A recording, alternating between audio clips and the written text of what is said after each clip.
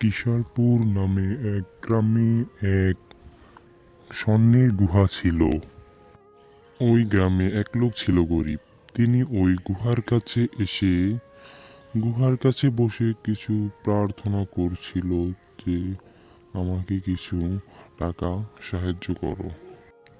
আর কিছুক্ষণ পর গুহার কাছে বসে প্রার্থনা করার পর ওই গুহা থেকে একটি আলো চমকে উঠল।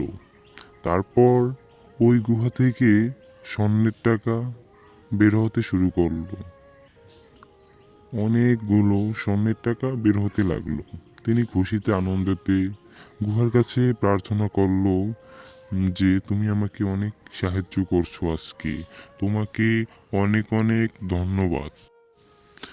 তারপরে তিনি ওই গুহার কাছ থেকে নিজের বাড়ির দিকে যাওয়ার রওনা করল। কিন্তু একটা ব্যাপার হলো, সে গুহা ছিল তার বাড়ি থেকে অনেক দূরে।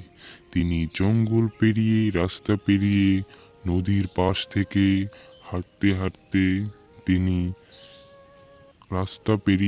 তিনি তার বাড়ির দিকে যাওয়ার জন্য হাঁটা শুরু করলো।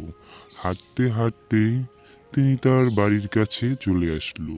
বাড়ির কাছে এসে খুশিতে চিৎকার করে বলল, আহা, আজকে আমার যে কত শান্তি, আজকে আমি অনেক টাকা পাইছি। এই বলে তিনি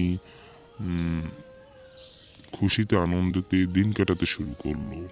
তারপরে পোটলা দুটো মাটিতে রেখে দিল স্বর্ণের।